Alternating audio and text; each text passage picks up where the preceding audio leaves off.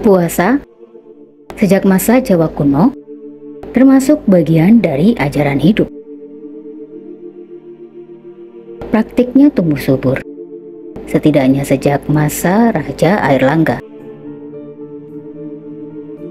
Bentuk lakunya beragam, misalnya ada yang dikenal dengan tapa racut dan ugrotopo sebagai upaya untuk melepaskan diri dari dosa di dunia.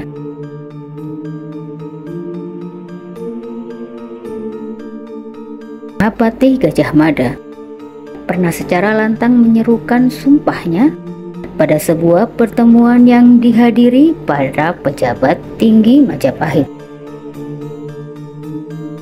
Dirinya berkata akan melakukan Amukti Palapa sampai Majapahit bisa menaklukkan Nusantara. Tidak ada yang bisa memastikan apa maksud dari Amukti Palapa. Namun, ada yang menafsirkan Gajah Mada ketika itu sedang bernazar bahwa dirinya akan melakukan puasa mutih demi tercapai angan-angannya. Ada yang menafsirkan Amukti Palapa sebagai tindakan makan nasi saja, tanpa lauk, tanpa perasa, santan. Ada yang menafsirkan begitu. Ujar Dwi Cahyono, arkeolog dan pengajar sejarah Universitas Negeri Malang. Filolog dan sejarawan Slamet Mulyana dalam bukunya yang berjudul Pemugaran, Persada Sejarah Leluhur Majapahit, menyebut Amukti Palapa sama halnya dengan bertapa.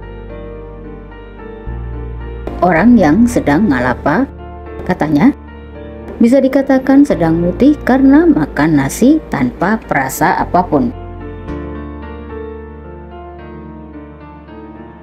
Hal yang dilakukan oleh Gajah Mada ini masih bisa ditemui oleh masyarakat Jawa, khususnya penghayat kejawen.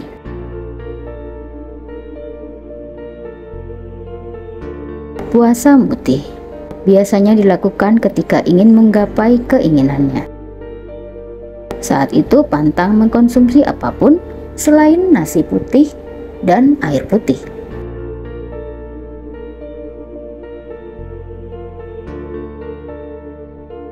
Puasa mutih juga hanya salah satu di antara banyak jenis puasa yang dikenal oleh orang Jawa.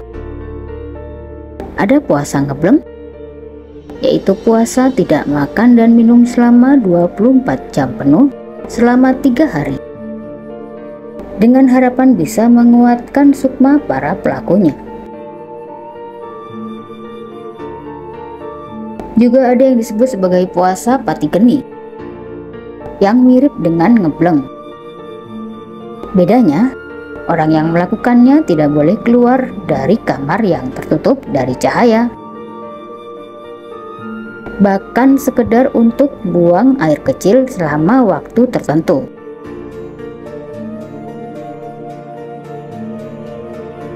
Memang belum bisa dipastikan sejak kapan persisnya praktik yang kemudian dikenal di Nusantara, khususnya pada masyarakat Jawa.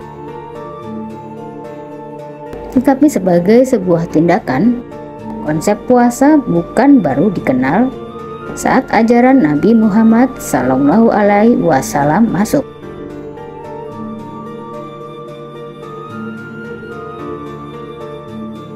Bahkan dari bahasa, jelas Dwi, kata puasa berasal dari bahasa Jawa, yakni poso. Sementara poso berasal dari kata poso dan upawoso yang ditemukan dalam bahasa Jawa Tengahan dan Jawa kuno. Ini pun serapan dari bahasa Sanskerta yang secara harfiah berarti jerat, ikatan, dan kekangan. Bisa untuk fisik maupun non-fisik, seperti pengekangan nafsu, hasrat, dan keinginannya. Kata doi.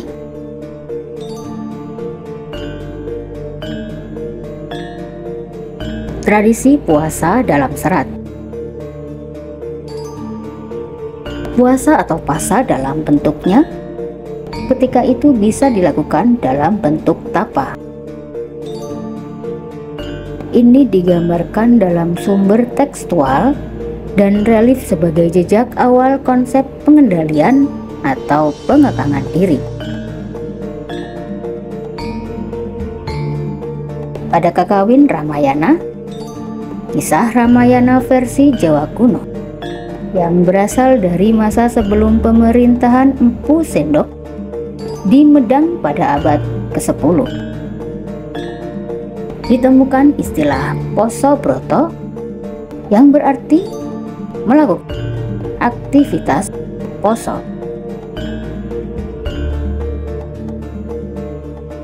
Menurut Dwi, Poso Broto ini diarahkan pada penyikapan atas kedurjanaan. Agar bisa menghadapi kedurjanaan, dilakukan upaya pengekangan diri.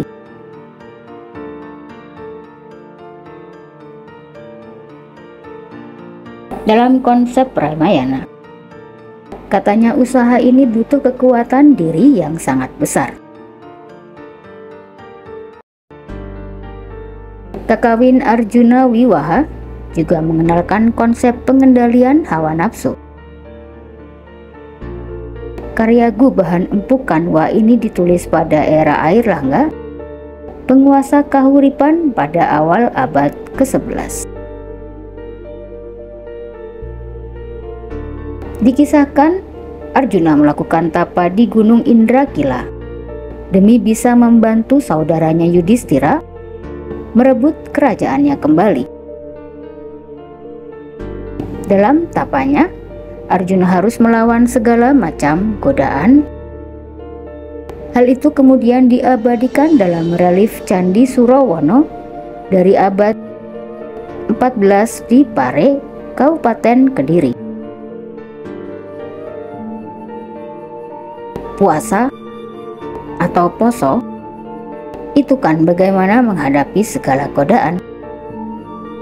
Bukan cuma sekedar tidak makan dan minum, tetapi nafsu seks, nafsu amarah, serakah, dan lainnya.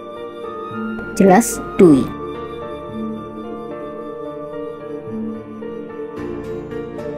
Kakawin lain yang menggambarkan laku puasa adalah Siwara Trikalpa, yang juga dikenal dengan Lubdaka. Karya ini dikarang oleh Empu Tanakung yang dibuat pada masa Majapahit akhir abad ke-15.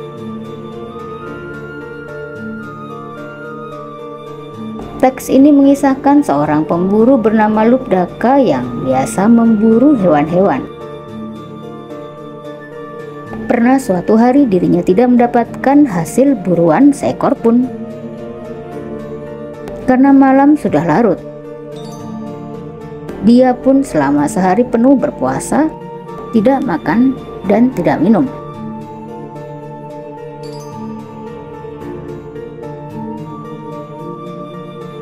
Dia kemudian terpaksa berjaga di atas pohon wilwa di tengah hutan agar terhindar dari terkaman binatang buas.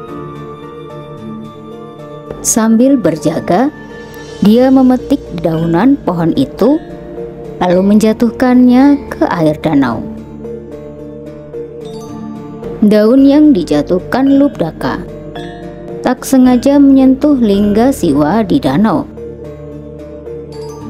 Kebetulan malam itu bertepatan dengan Siwara Ratri, upacara pemujaan bagi Dewa Siwa yang jatuh pada malam ke-14 bulan ke-7 dalam penanggalan Hindu. Puasa serta puja yang tidak disadarinya itu membebaskan Lubdaka dari siksa neraka dan membawanya ke surga. Jelas Amri Mahbub Al-Faton dalam artikel berjudul Puasa dalam Kakawin Jawa Kuno, laku hidup yang membuat Islam mudah diterima orang Jawa.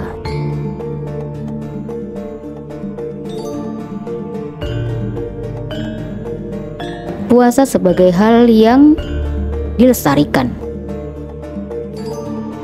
Dwi menyebut puasa atau tirakat merupakan bagian kehidupan masyarakat Jawa kuno.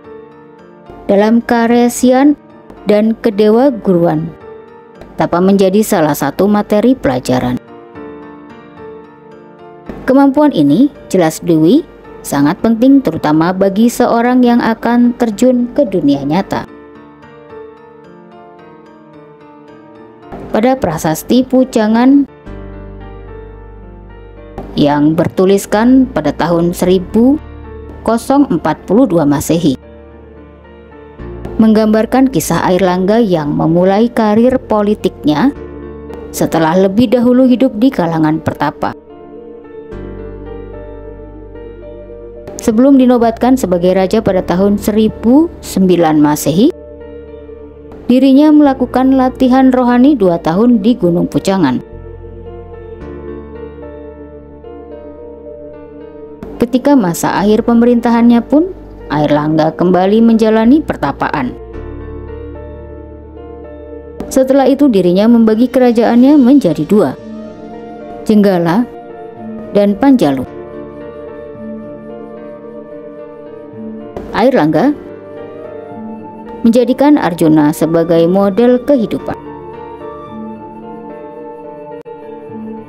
Aktivitas semacam ini kemudian makin subur, mendekati pada era akhir Majapahit. Pusat-pusat keagamaan banyak bermunculan di lereng gunung yang terpencil. Misalnya dalam sebuah prasasti terpendek dari Gunung Nyamil yang berasal dari masa Majapahit akhir. Di dalamnya disebutkan berbagai jenis bentuk tapa. Salah satunya disebutkan kata-kata Hatapa Racut yang berkaitan dengan usaha pelepasan diri dari segala dosa. Perilaku ini juga ada dalam relief di Candi Gambar Wetan, Blitar.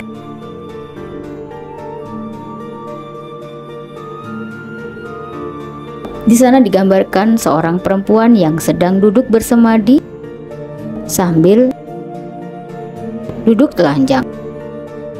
Perilakunya yang sama diwujudkan oleh seorang pertapa laki-laki dalam relief di Candi Kedaton Probolinggo.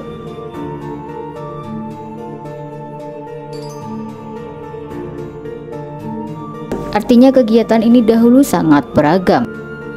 Walaupun sekarang adanya poso pati geni, mutih, kungkum, itu hanya sisa dahulu yang beragam. Dulu kegiatan itu subur dilakukan, ujar Dwi. Mengakarnya konsep ini di tengah masyarakat Nusantara, jelas Dwi, buat konsep puasa yang dibawa oleh penyebar agama Islam tak sulit untuk diterima. Masyarakat Nusantara sudah tidak kaget ketika mendapat perintah rukun Islam untuk menahan hawa nafsu. Orang Jawa sudah mengerti betul hakikat puasa. Apalagi Wali Songo juga tidak memberangus tradisi lama, melainkan mengembangkan Islam sebagai agama yang rahmatan untuk alam semesta. Akhirnya dengan puasa Ramadan ini, orang Jawa tidak hanya memperoleh kedamaian hati, rasa ikhlas menerima kenyataan hidupnya, tapi juga kedalaman fitrahnya sebagai makhluk sosial atau homo socius. Kelengkapan diri seperti ini yang diharapkan orang Jawa dapat mendatangkan kebahagiaan, ucap Agus Wibowo, pegiat komunitas Aksara Jawa dalam artikel berjudul Puasa bagi Orang Jawa. Itulah tadi ulasan mengenai ritual puasa dalam masyarakat Jawa kuno sebelum hadirnya Islam. Terima kasih sudah menyimak ceritaku dari awal hingga akhir. Jangan lupa untuk tetap dukung terus channel ini dengan cara tekan tombol subscribe like dan nyalakan notifikasi loncengnya supaya kamu nggak ketinggalan cerita-cerita dari Cerita Wulan yang lainnya. Terima kasih.